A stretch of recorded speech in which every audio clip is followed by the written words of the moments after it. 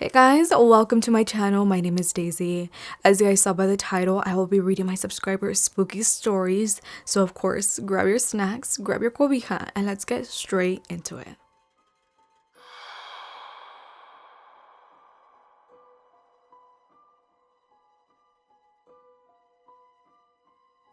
My name is Brianna, and I believed in the paranormal from a young age. My dad's side of the family is Ho-Chunk.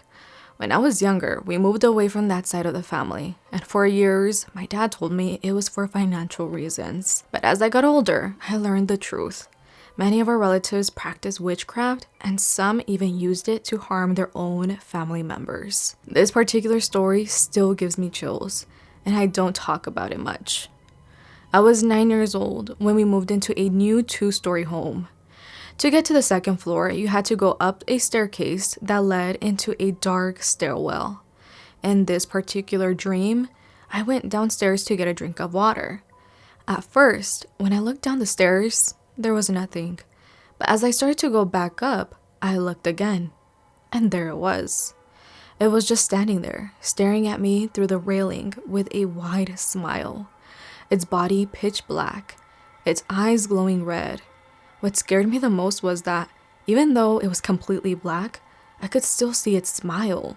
I didn't hesitate. I ran up the stairs in fear, but in my panic, I lost my balance and fell, breaking my shin. As I looked back, I saw it crawling up the stairs after me, laughing demonically. I dragged myself toward my room, and just as I reached the doorway, bam, it disappeared. You might be thinking, oh, it was just a bad dream. That's what I thought too, until I told my dad about it. His face turned serious. Are you sure you saw that? I was confused, but told him yes. His expression changed, and he quickly brushed it off. Oh, okay, just say your prayers. Then he left and never brought it up again. Years later, when I was older, I asked him to tell me the scariest stories about our family and why we seem to have such a strong connection to the paranormal. That's when he told me about my cousin's experience at my grandma's house. My cousin was walking down the stairs when he suddenly realized he had forgotten something upstairs. As he turned to go back up, he heard someone whispering his name. He turned around, and standing in the darkness was the same black shadow with red eyes and a big, eerie smile staring right at him. Hearing this shook me to my core. Why was this demonic entity targeting our family? Then my dad shared another experience. He was drunk when he told me this, but it still scares me to this day. He said that in his dream, he sat up in bed and saw it, the same entity, walking out of their bathroom toward the bedroom door. Just as it started to open the door, it stopped, turned its head, smiled at him, and then continued. It opened the door fully and started walking down the stairs toward my bedroom. I still have no idea why this particular entity was following us. Different houses, different people, years apart. My dad believed it was a curse placed on our family by one of our relatives who practiced dark magic.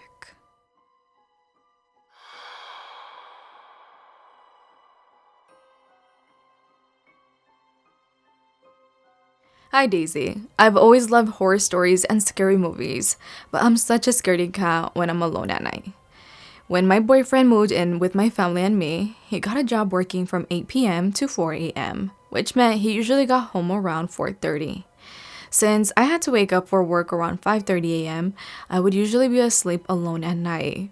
One night, while I was asleep, I heard him open the door and come in. Normally, he takes a shower when he gets home, but not this time. I was half asleep, so I didn't think much of it. I felt him lay down next to me on the air mattress. We had just moved into our room and didn't have a bed yet, so we were still sleeping on an air mattress. Since it was losing air, I could always feel when he laid down because the mattress would sink. Then he whispered in my ear, "Hey babe, I'm home." I mumbled something and turned over, expecting to see him, but he wasn't there. I thought maybe he had gone to the kitchen to grab a snack, since he usually eats before going to bed. But when I checked the time, it was 3 a.m. He was still at work. I was too scared to think about it, so I ignored it and went back to sleep. The next morning, I begged him to find a morning job, which he did. And since then, I haven't experienced anything like that again. My second story is about something that happened to my mom at work. For context, I'm the youngest employee in my workplace. I work with a lot of doñas, older women. I love messing around with them, and whenever something spooky happens, they always blame me for it. I joke with them and say, yeah, it was me. But we have all experienced strange things at work. We've seen objects move around on their own, things falling off tables as if someone had pushed them, and we've even heard our names being called. One of our coworkers said her shirt was being pulled and someone tapped her shoulder, but she was working alone. One day at work, my mom was using the restroom when she suddenly heard knocking on the door. At first, she ignored it, but then it became more aggressive. Whoever was knocking even started jiggling the door handle. Thinking it was me messing with her, she yelled, "Stop it!" But the knocking didn't stop. Frustrated, she swung the door open, expecting to see me laughing, but no one was there. In the next room, two of the doñas were sitting together.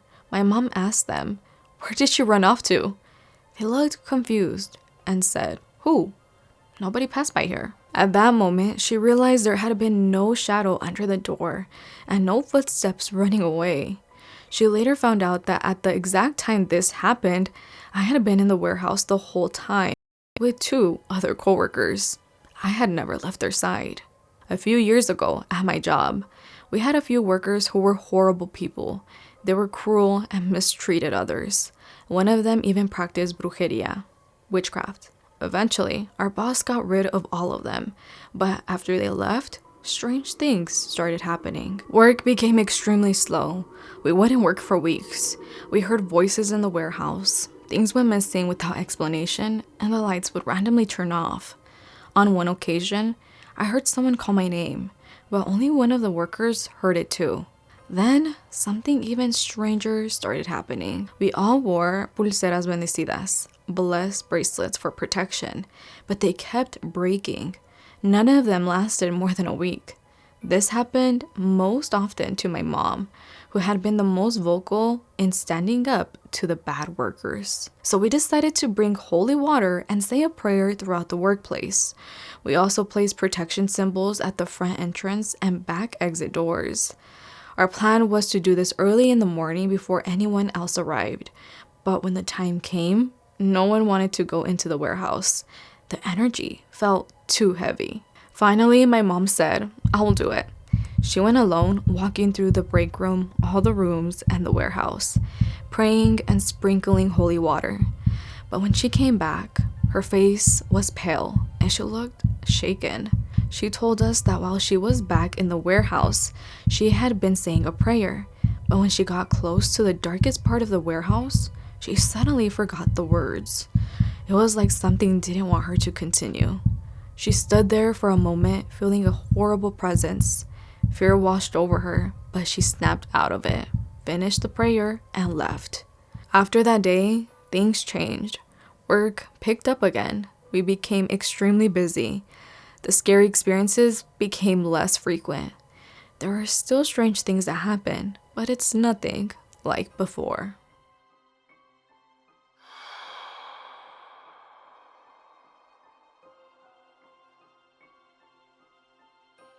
My name is Natalie, and all the stories I'm about to tell you happened in a little trailita down in Houston, where I lived with my entire family.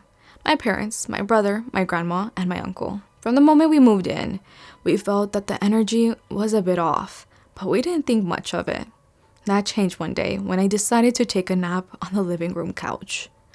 We had a few pets in this house: birds, cats, and 2 parrots. As I was about to fall asleep, everything was very quiet. Then I felt something poke my arm and whisper in my ear, "Wake up." It sounded like a little boy. Suddenly, our parrots started screaming and aggressively flapping their wings. After I calmed them down, I called out for my brother, thinking maybe he had poked me, but he was in my parents' room the entire time and hadn't come out. That's when I remembered something eerie.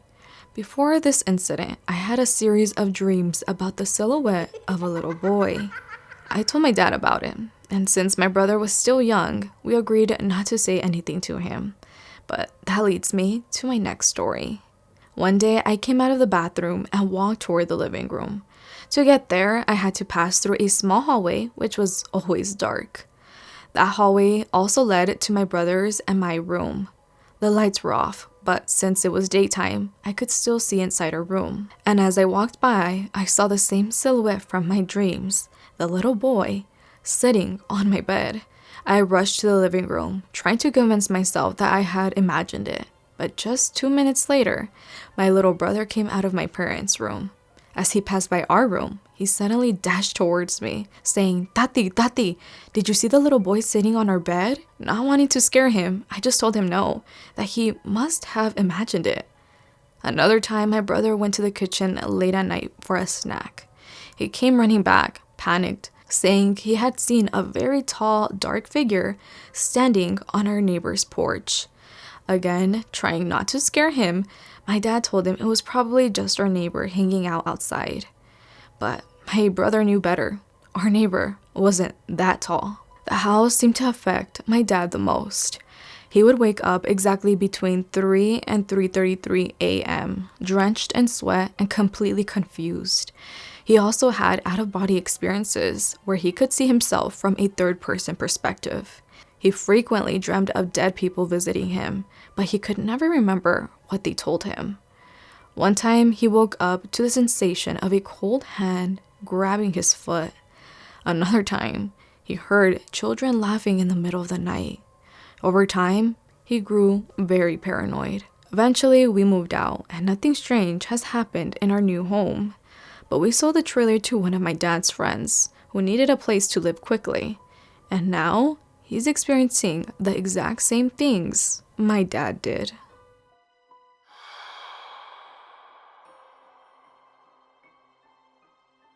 Hi Daisy. I was around 5 years old when this incident happened. My family and I had just moved to New York, and we lived on the 4th floor of an apartment building. At the time, my mom worked night shifts, so she would leave around 3 a.m., while my dad wouldn't get home until around 6 a.m. For those 3 hours, my mom would drop me off at my babysitter's apartment, which was just 1 floor below ours. On this particular morning, I woke up to the sound of my dad's car parking outside. I peeked through the window and watched as he got out of the car and switched his keys to unlock the front door of the building. Then suddenly, he glanced to his left. Curious, I looked too, and that's when I saw her. A woman with long hair and what seemed to be a dark dress stood in the dimly lit street. The only light came from the laundromat on the corner, making it hard to see her face clearly. My dad ignored her and kept fumbling with the lock, but I noticed his hands were shaking. His keys jingled hard and fast. He was scared. I looked back at the woman, and that's when I realized she had gotten closer. Only this time, she was calling him to come over with her finger. My dad finally got the door open, and I ran to get ready for him to pick me up. When he arrived, I saw that he was sweating and looked pale. As we made our way upstairs, our building had windows between each floor, and I noticed my dad kept stopping to look outside. He was panicking, scanning the street left and right. I followed his gaze, but the woman was nowhere to be seen. When we got home, my dad opened the window and lit a cigarette. In our culture, we believe the smell of cigarettes ward off evil spirits, similar to how sage works.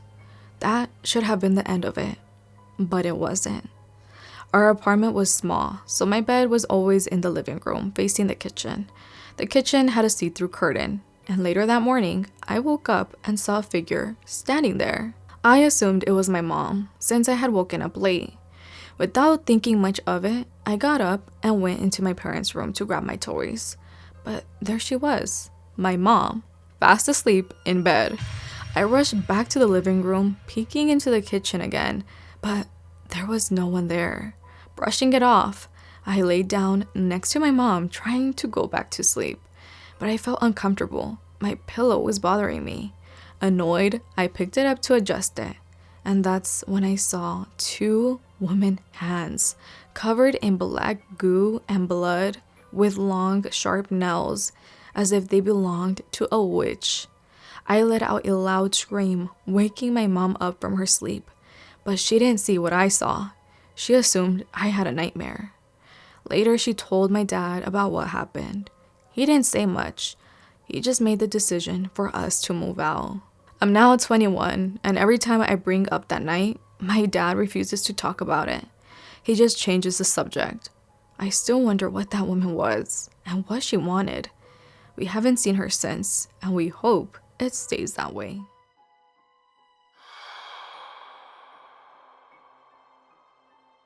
Hello Daisy, my name is Grace, and this spooky story comes from a small town in Ohio, near the Indiana border.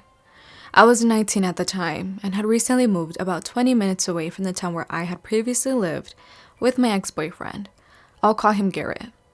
On this night, Garrett and I went out to drop something off for his dad and didn't get back until the early hours of the morning, around 2-3 in the morning. Garrett had a mean streak. He could snap over anything at any given time. When he did, his eyes would turn black, and it was as if he became a completely different person, almost possessed. Well, that night, Garrett went to sleep before I did because I had to tend to my dog and take care of a few things around the house. Once I finished, I got into bed, but then I heard something. It sounded like children playing in the living room, laughing, jumping around, and running footsteps. Immediately, I woke up Garrett and told him I heard something in the living room, but he just brushed it off. I don't hear anything. No one is in the house, he muttered before rolling over and going back to sleep. The house we lived in was old, built in the early 1900s, and records weren't kept as well back then as they are now. I did some digging, but I couldn't find anything on the history of that specific house. Still, I couldn't shake the feeling that I was being watched. As time went on, the house felt dark, as if something wasn't right. I started developing multiple health issues while living there, and my dog would randomly bark at the same spot in the living room over and over again. I also began seeing shadow figures throughout the house. To this day, I'm not sure if what I was experiencing was connected to Garrett's energy. He was a very dark, troubled person, and when he had his outbursts, it was as if his entire face would change, and a deep darkness would settle over me. It was draining, like the life and light had been completely sucked out of me. What's strange is that I only experienced these paranormal occurrences when he was either asleep or not at home. Every time I told him about what was happening, he'd dismiss it, saying, "Nothing is going on, you're making it up." But now looking back, I genuinely wonder if he was performing dark magic or if someone else was casting witchcraft on me. Ever since I broke things off with him, my bad luck hasn't stopped. Every car I've driven since has had something go wrong with it. The car I previously owned, the one he picked out, ended up needing to be scrapped. When I took it to a mechanic, he told me it was extremely unsafe to drive. The frame was so weak that the car could have split in two at any moment, or the brakes could have stopped working altogether. I 100% believe that spiritual warfare was being performed on me. When the mechanic told me that, I realized something chilling. If I hadn't stopped driving that car, I could have been seriously injured or even killed.